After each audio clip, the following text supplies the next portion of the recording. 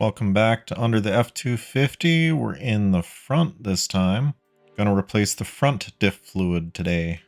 Got my cardboard down, got my pan down to catch the oil, and I think we're ready to get started. Kept track of my tools and also added a few nice to haves. Use the right angle grinder with a Roloc Bristle disc, the white or the fine version. If you don't have that, you can use some Scotch-Brite or manual Scotch-Brite or anything like that. A putty knife or a screwdriver to take the cover off, gasket scraper tool, extensions as needed. Got a manual ratchet, and we also got the torque wrench. We're going to need that because I'm installing a LubeLocker. Want consistent torque to reduce future leaks. I have a Dana 60 in the 2015 Super Duty that uses 9/16 hex head bolts. 12 point would have made this job go a lot easier. I was using a 6 point. Into the nice to haves. I'm editing this video quite a few months later, so I had some Black Friday specials I got. This is a 3/8 right angle impact. With the limited space due to the tie rod, that would have been ultra handy. And again, a higher torque ratchet. Also another Black Friday deal. PPE. Need some rubber gloves. Gear oil sucks. It is stinky. Towels, of course. I use some cotton towels too. And remember this, there is no more important safety rule than to wear these safety glasses. So this is a Dana 60. It uses 9/16 inch hex head bolts to hold on the cover. But first thing we want to do is remove the fill plug, because at the end of the day, if we can't get the fill plug out, then we can't fill it. This is a 3/8 inch square drive, so use your ratchet and hopefully it comes right out.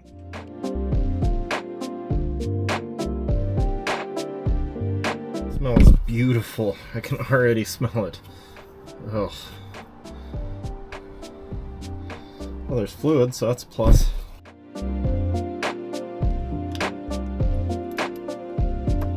So I learned a nice lesson with these Milwaukee ratchets. This particular one is not very high torque at all, so it wouldn't break these bolts loose. These were covered with silicone, a little rusted in place, so yeah, I had to break out the manual ratchet and go at it. I was totally riding the struggle bus trying to get these bolts out. With how much rust, surface rust I had on this, the socket kept getting stuck, and yeah, it just was not a fun time. Right there, I knocked the socket off and it went flying. Not a great time. Once I had them loose enough, I went back to the ratchet to try to get these out. I didn't have a ton of room. I couldn't really get an impact in here because of the tie rod. It would have been so nice to have that right angle impact and that ratchet back when I did this job. Would have made this job much easier and go quite a bit faster. Breaking the cover loose. This one wasn't as stuck as the rear one. And the front diff cover is a lot thicker and it's harder to bend, but yeah, this was pretty nice to get off. Broke loose almost right away. It was dripping before I even started prying on it. You want to keep one of those top bolts in place. Here I'm taking it out. Keeping it in place stops the cover from just flying off into the oil pan and making this even more of a fun job.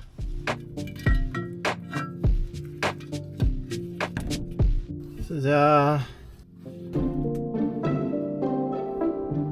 rotating the carrier around a little bit. I want to take a look at just the teeth, see what we got for wear. Everything looks good, so no issues there. We really want to take some time and clean off all the surfaces, get rid of all the dirt and debris in here. There's a little sump at the bottom of the pumpkin there that we need to get sucked up and cleaned out. You can see on the rag it's a little darker after I wipe that sump out.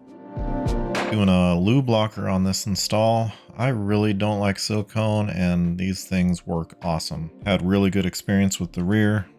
There's a little diagram showing the bolt sequence you want to follow. Typical kind of star pattern. Helps you maintain consistent pressure as you install it. Back under the truck, I'm using a gasket scraper to get all the old silicone off. Just being careful not to gouge the housing.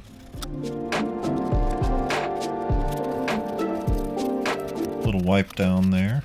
And cleaning up the cover itself. I want to reuse this. So with how rusty this is, I'm going to take some time, clean it all up, using a strip disc here on the angle grinder.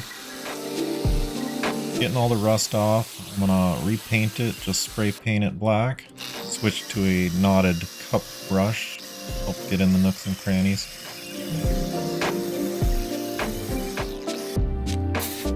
Pump up the brake clean and spray it down, get as much oil off as possible. We want all the spray paint to actually stick.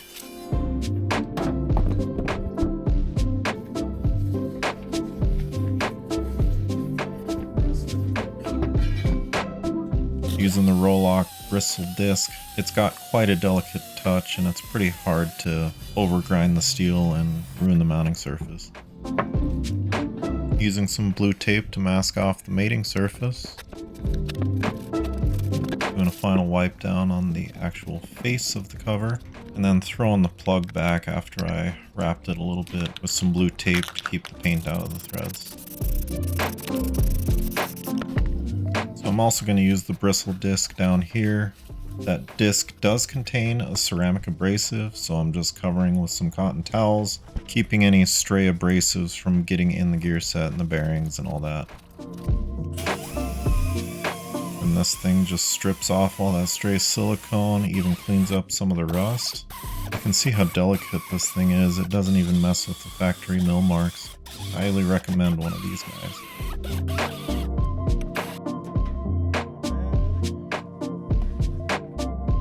Doing some final cleanup.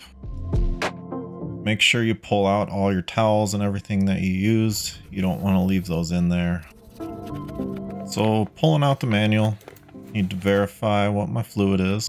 Ford specifies an 80 W90, 5.8 pints, or about 3 quarts. They don't specify synthetic, but I'm going to go ahead and use synthetic anyway. And I'm going to go to what I typically like to use, which is Mobil 1.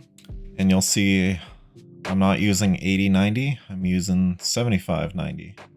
So that 75 is the winter weight, or cold weather viscosity, and up here in the north it gets really cold. As I'm editing this video a couple months later, it is literally negative 20 degrees Fahrenheit, and that's even without a wind chill. A 75 weight is going to be fine for me because I'm rarely using the 4-wheel drive unless it's winter. Sometimes when hunting and it's a little warmer out, but mostly it's in the winter. So I'm fine using the 75-90 in my truck. As I've said in previous videos, if you're concerned, just use the recommended fluid that's in your manual, even down to the brand. The more you go off book, the more risks you take, and some people might not be comfortable with that. At the end of the day, use what's in your manual and you'll be fine. Getting the cover out, getting the tools lined up to get it reinstalled here. It had rained on me between painting and getting back under the truck, so took a little break there. Getting the cover lined up and kind of centered on the pumpkin. I want to thread a few bolts on by hand. The biggest thing I want to avoid is damaging that gasket as I put these through. So before I use any tools, just want to get a few threads engaged and lined up as well as I can get it. You also see off camera, I took some time to wire wheel all the bolts and get the rust off and also paint the heads. That was a little frustrating getting them off, and I don't want to do that again the next time I have to replace the fluid. Using the ratchet to get these sucked down a little bit. Not fully tight yet, just enough to stop any major movements in that cover. So onto the torquing, I'm going to follow the torque sequence that's on my paper over there. Since I'm editing quite a few months later, I don't remember what my settings were at. I think I was around 30-35 foot-pounds. It's typical Dana 60. Obviously verify with your application that that's going to work for you. I like to run around in a circle and make sure I got all the bolts torqued, and yeah, good to go.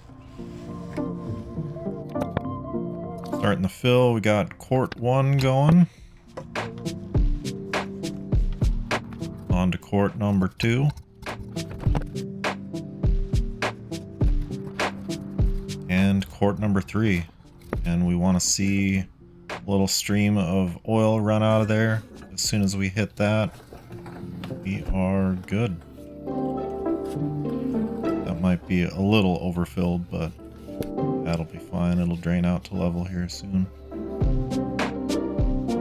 Putting the plug back in, I want to throw some thread sealant on it. Got some Permatex there. Install the plug. Not sure on the torque spec. Just kind of choke up on your wrench and you should be fine not over torquing it, but verify and go try to find a torque spec if you're uncomfortable doing it by feel there. Cleaning it up a little bit. I want to see any leaks if they develop. After I got it done, did a quick test drive, kicked on 4x4, I got it heated up and no leaks. These LubeLockers are awesome.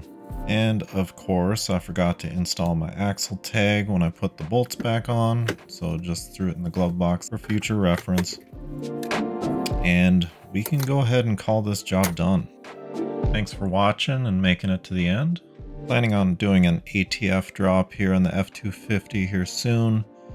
Filter change as well on the transmission. I've already done quite a few driveline component fluid replacements here. Did the rear diff, did the transfer case, and did an oil change. So check around the channel for those. If you want to see any of our new videos that we come out with, you know, hit that subscribe button. Leaving a like helps a lot too. But yeah, thanks for watching and we'll see you on the next one.